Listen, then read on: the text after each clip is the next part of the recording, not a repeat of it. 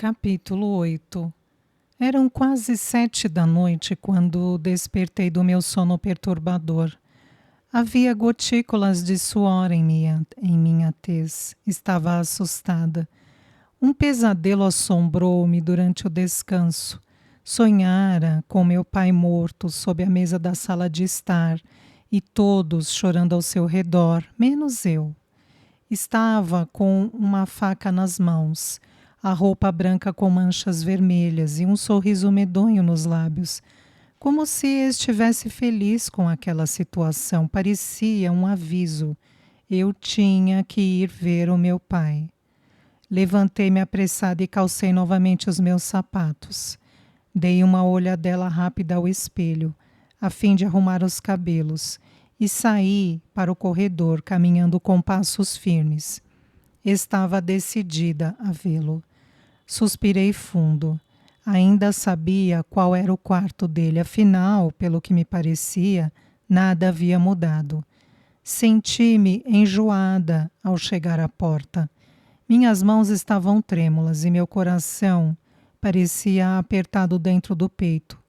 Depois de tanto tempo eu iria revê-lo, e da pior maneira possível, em seu leito de morte. Bati. Ninguém respondeu.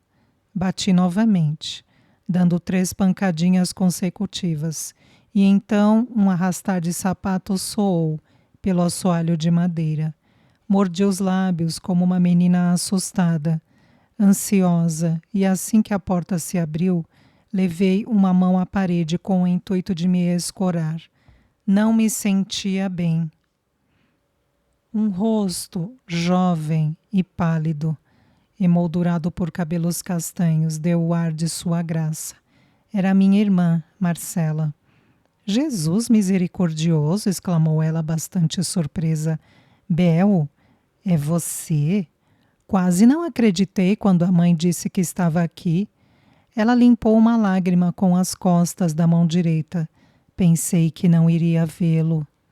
Abriu o restante da porta e eu permanecia imóvel, como se meu corpo estivesse colado ali.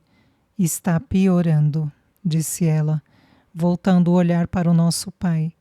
Com o cair da noite sempre piora. Não sabia o que dizer, que expressão usar, que tom de voz. Sentia-me bestificada e zonza. Respirei mais fundo, antes de dizer qualquer coisa para minha irmã, que aguardava ansiosa diante da porta. Marcela estava bastante bonita, apesar de abatida.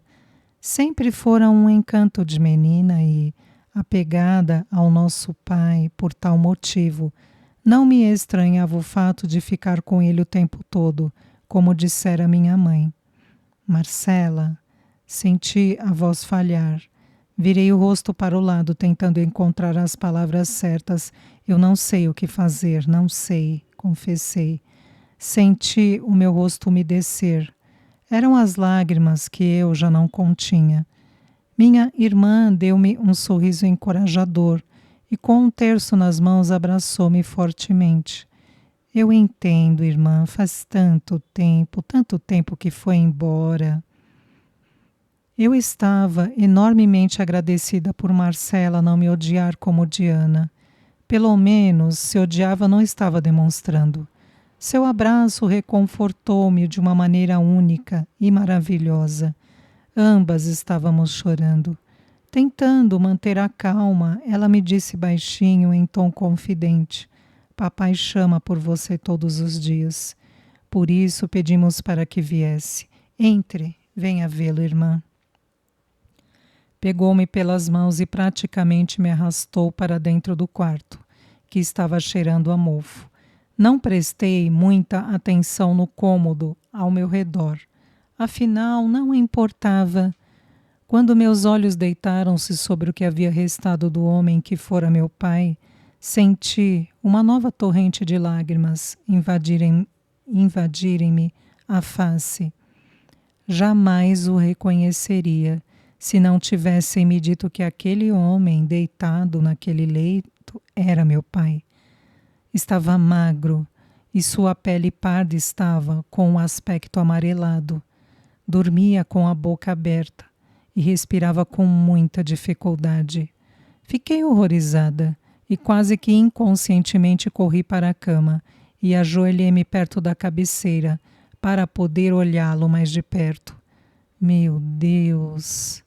Por que não o levam para um hospital? Perguntei no mesmo tom baixo que Marcela usara, olhando para ela e tentando mirar-lhe dentro dos olhos, sob a cortina espessa de lágrimas. Não há mais o que fazer, Bel. Os médicos disseram que o câncer está muito avançado. Eu ouvira bem. Marcela havia dito câncer. Nós já procuramos todos os melhores médicos. Sempre dizem a mesma coisa. Devemos esperar pelo fim, pois câncer nos pulmões é algo extremamente delicado e o pai recusou os tratamentos quando estava no início. Você sabe como ele é teimoso. Dizia que queria morrer com dignidade e que o tratamento era uma ofensa. Acreditei em Marcela, pois meu pai era realmente um cabeça dura. Quando tinha uma opinião, dificilmente a mudava. Eu era prova concreta disso. Há quanto tempo ele está assim? Constatei o que já esperava que acontecesse. Eu não sabia mais nada sobre minha família.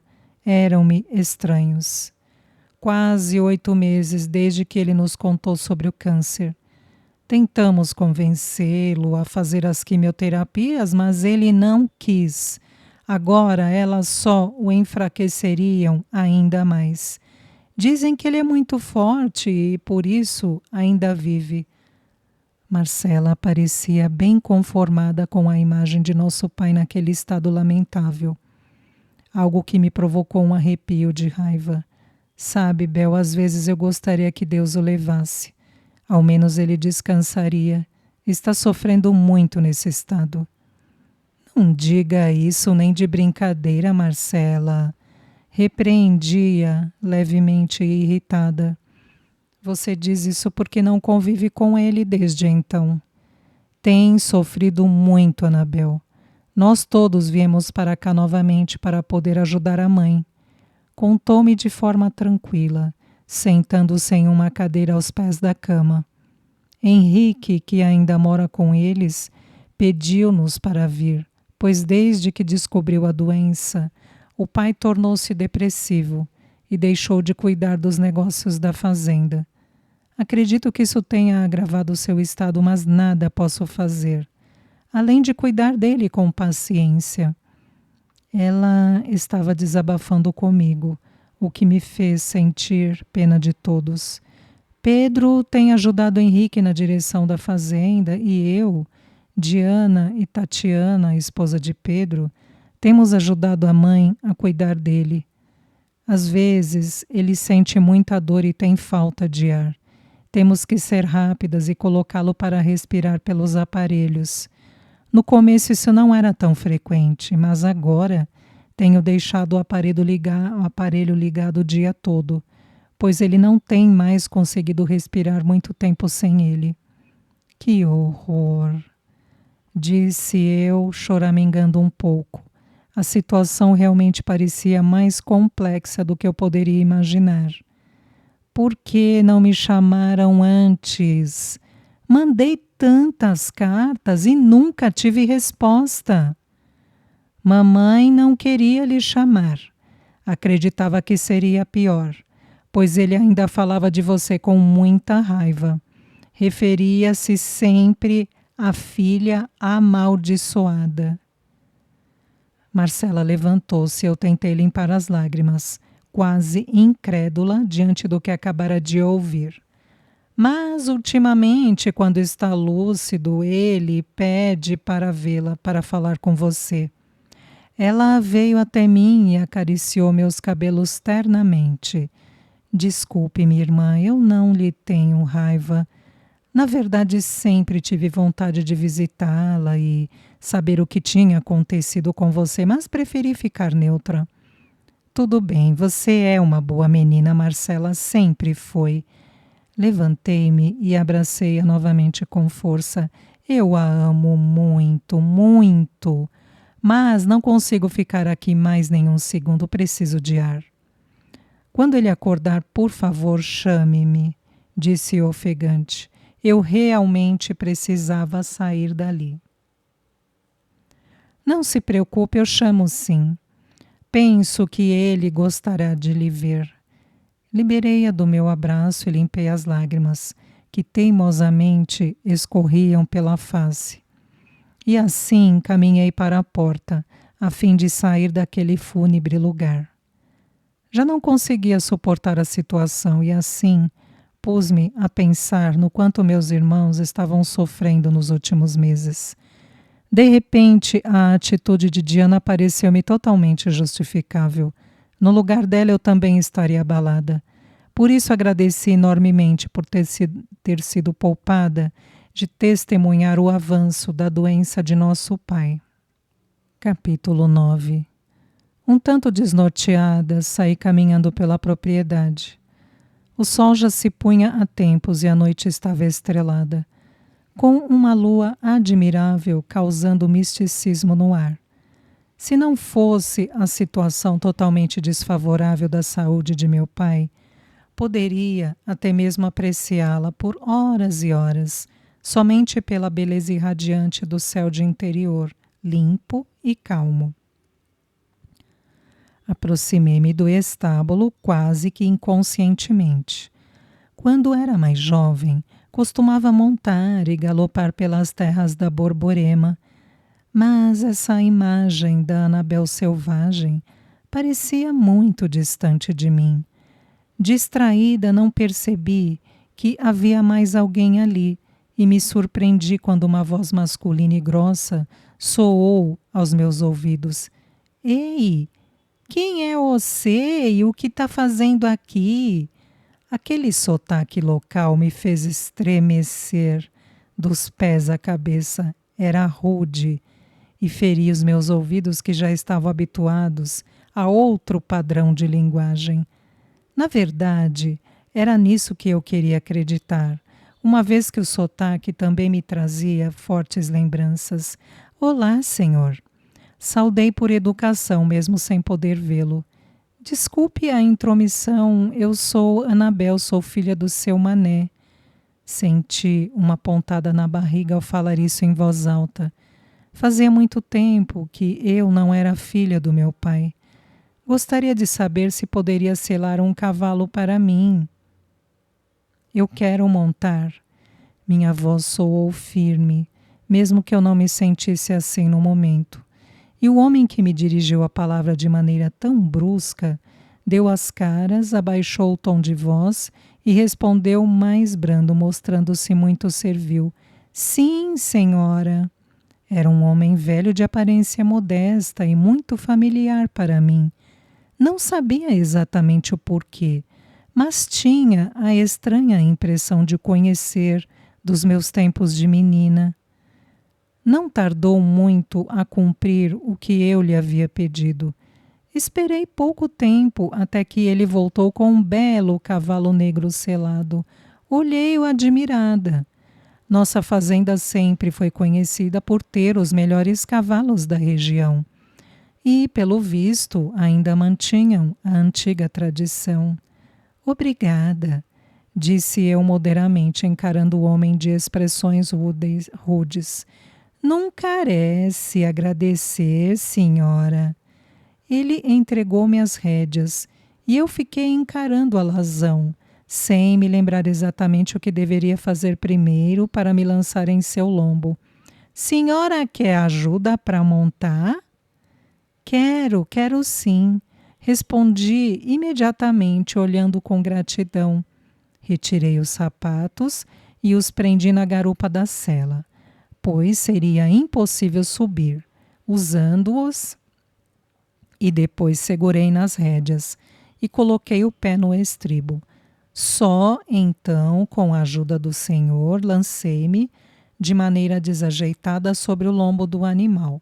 Como fazia muito tempo que não montava, Senti um certo desequilíbrio, mas eu precisava escapar daquele ambiente depressivo que me fazia mal.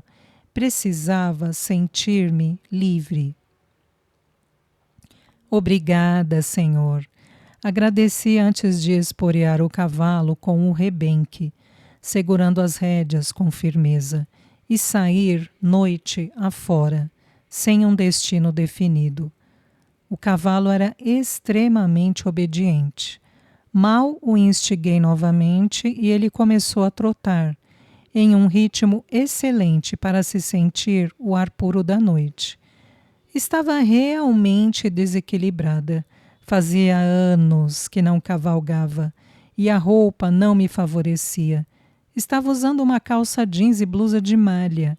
A calça ficava fisgando a minha perna, mas mesmo assim estava me saindo bem. Passei pela porteira rumo ao rio. Talvez molhar os pés no riacho me acalmasse os nervos e me daria novos ânimos. Cavalgando com a brisa noturna de encontro ao rosto, senti-me aliviada, profundamente aliviada, mas algo que eu não pude ver assustou o cavalo.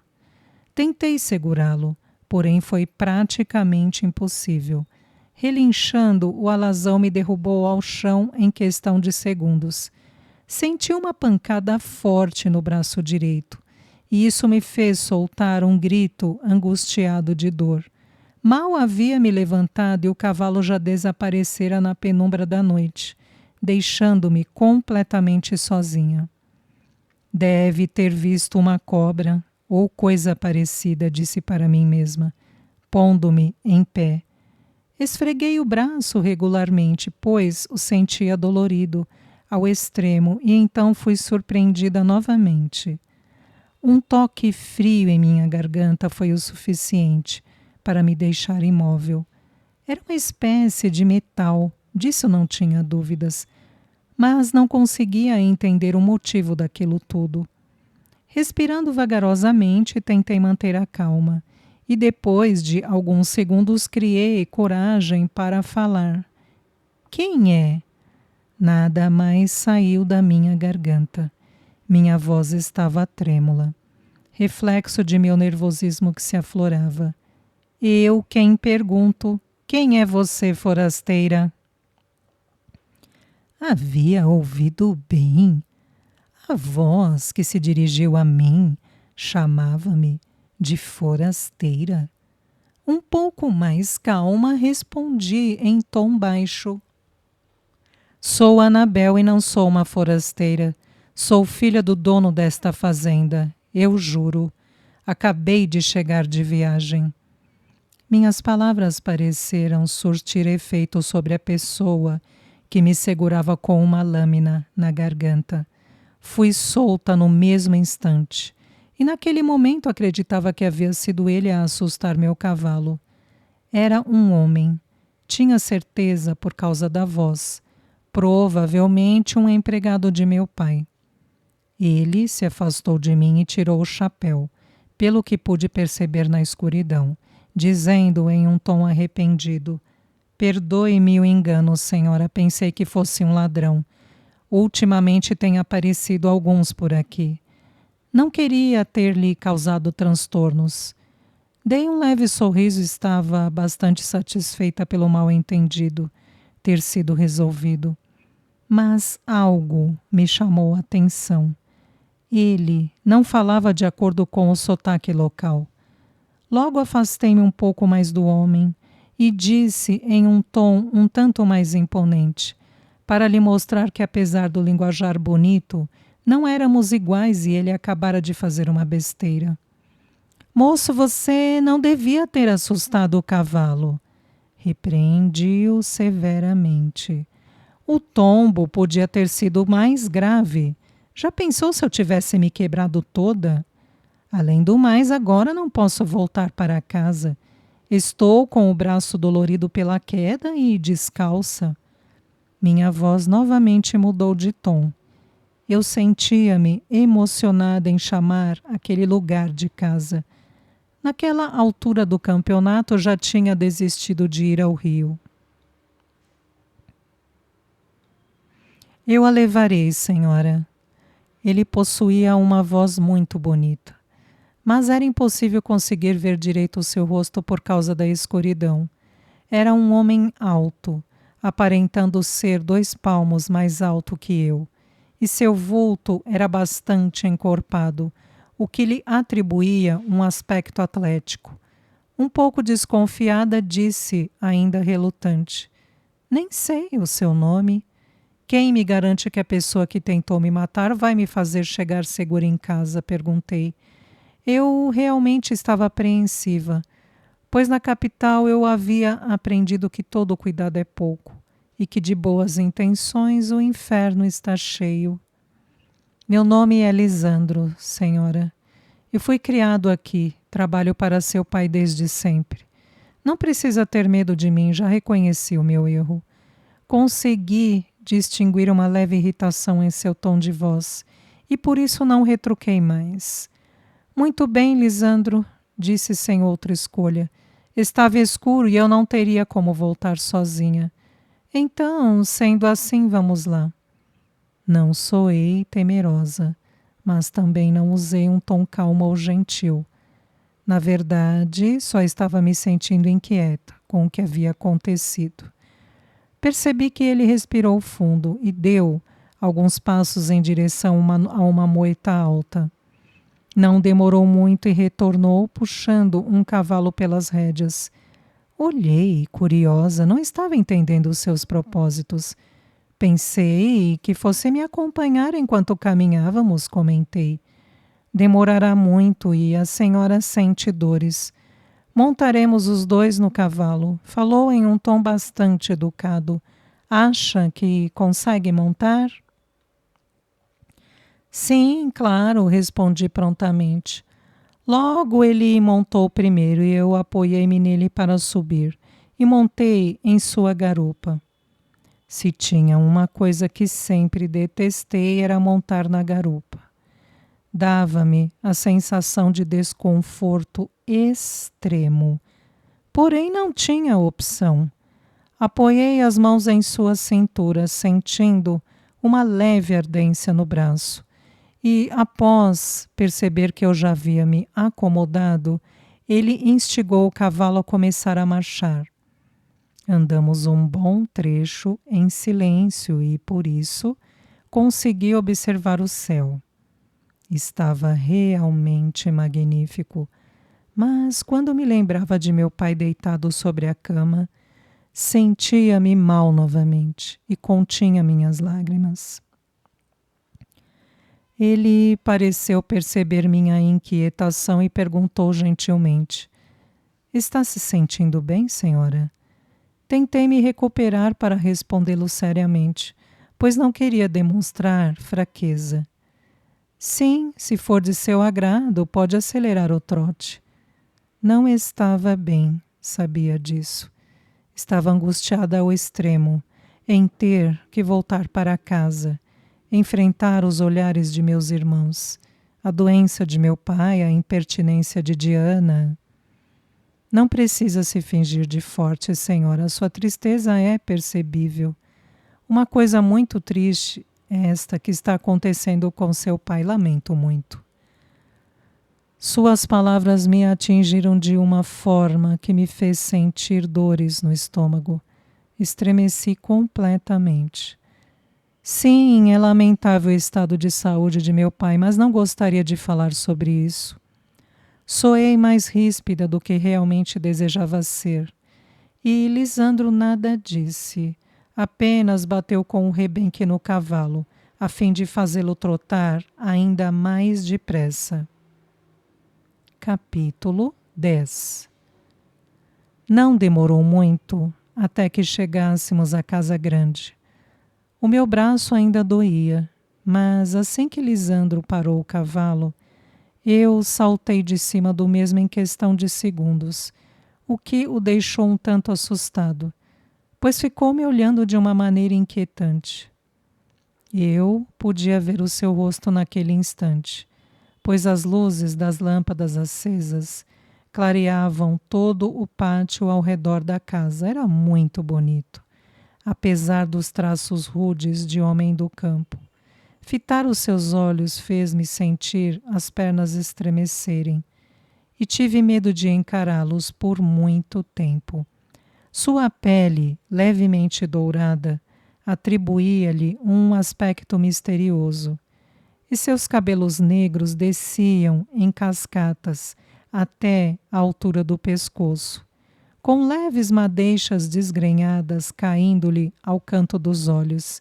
Se eu o tivesse visto andando pelas ruas da capital, com certeza seria o tipo de homem que chamaria minha atenção. Mas ele era um empregado da fazenda do meu pai, um bruto que havia me confundido com um ladrão. Não era adequado para mim. Já tinha experiências o suficiente para saber disso. Obrigada pela carona, disse da maneira mais branda que consegui. Não precisa agradecer, senhora, a culpa de tudo foi minha. Sua maneira de falar não me lembrava em nada os homens do campo. Ele não possuía aquele sotaque que me irritava os ouvidos. Um desperdício. Tão belo e vivendo naquele ambiente rude e precário. Ainda bem que admite sua culpa.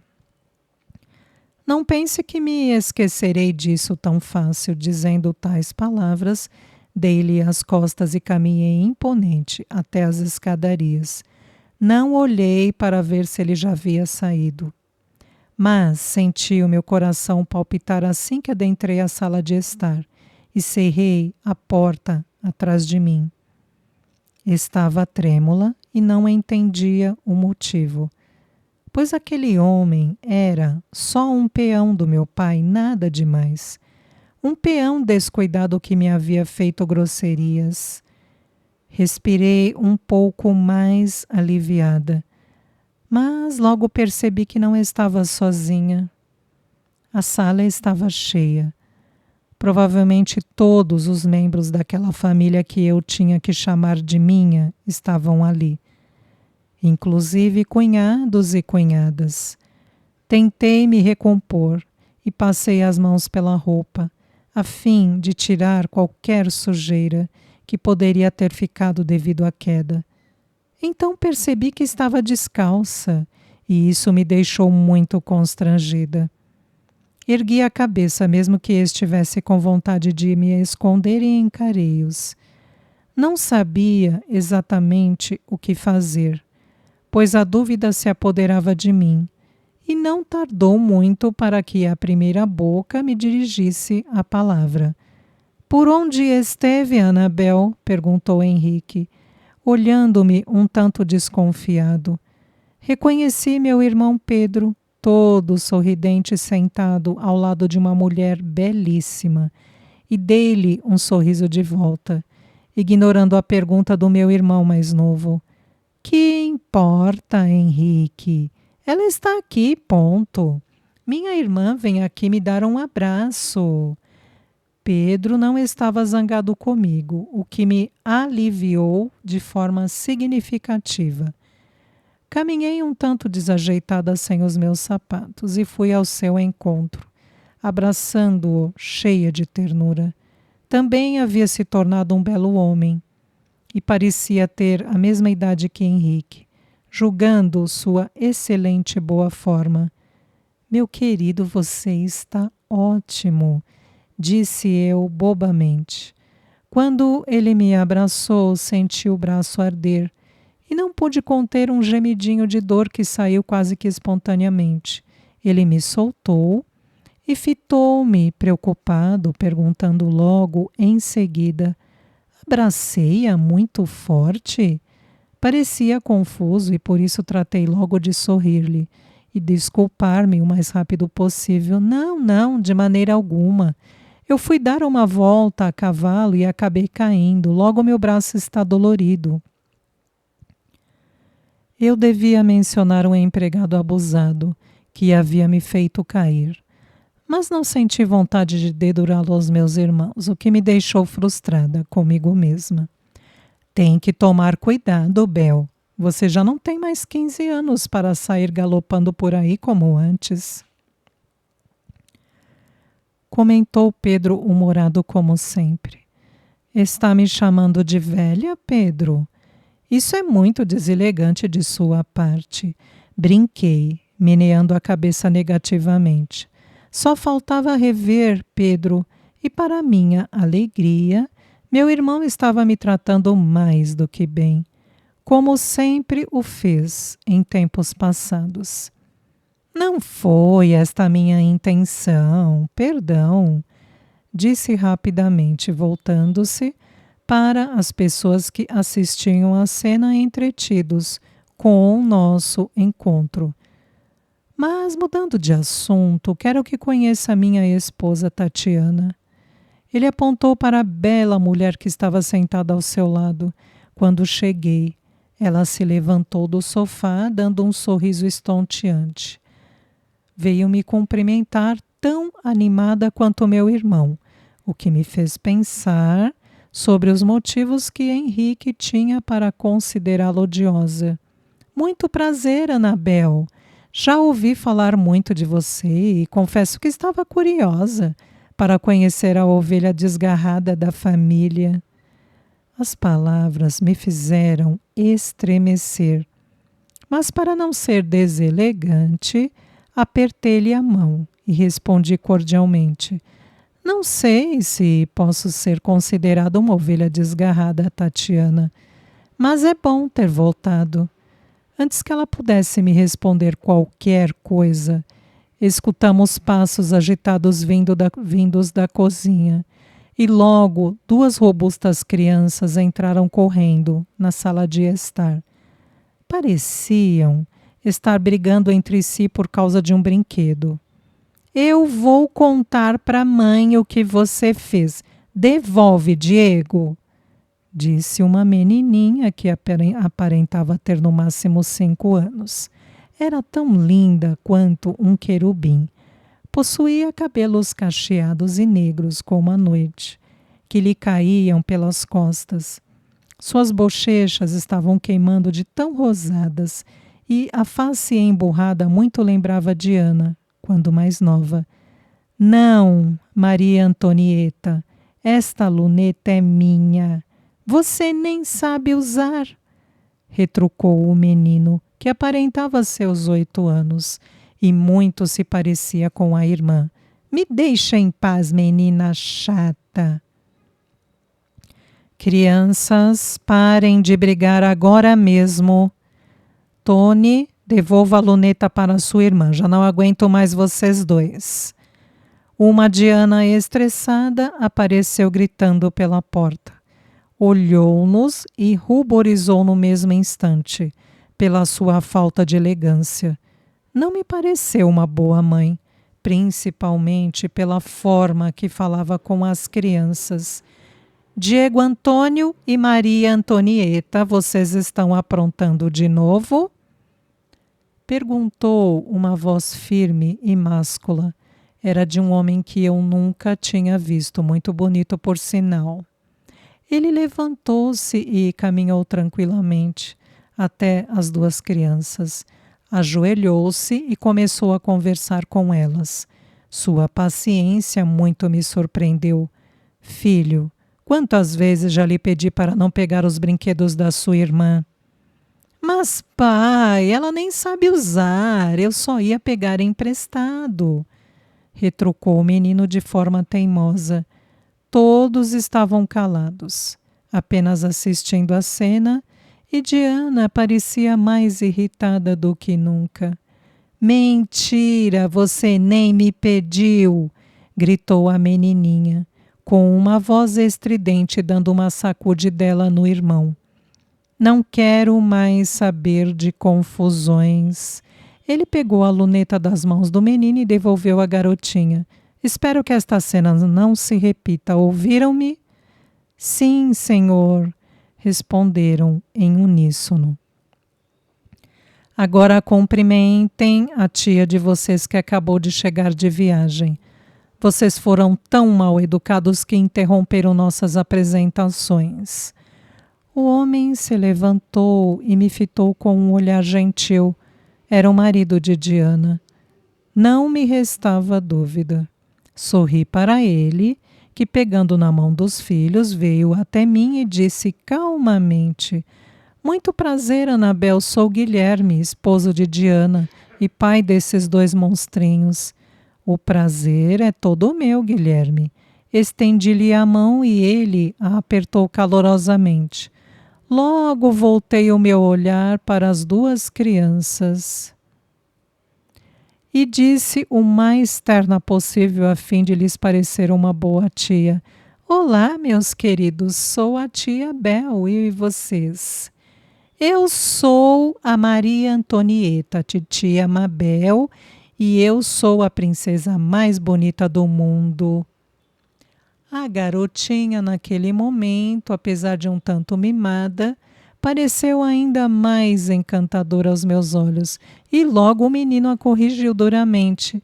Não é Mabel, sua tonta, é tia Anabel. Ele olhou para mim e se apresentou de forma pomposa. Tia Anabel, eu sou o Diego Antônio, mas pode me chamar de Tony e estou encantado em te conhecer. Nossa, estou surpresa com tanta cordialidade, brinquei, passando as mãos nos cabelos do menino. E então me abaixei para olhar para a pequenina garotinha de olhos brilhantes. E você, Maria, com toda a certeza, é a princesa mais linda do universo. E por ser tão linda assim, pode me chamar de tia Mabel, ou como preferir. Obrigada, titia, você também é muito linda, como a minha mamãe. Ao falar aquilo, ela sorriu para mim e correu para Diana. Abraçou suas pernas, demonstrando tanto amor que por um momento senti inveja de minha irmã. Mamãe, desculpa ter desobedecido e feito bagunça. A cena me emocionou.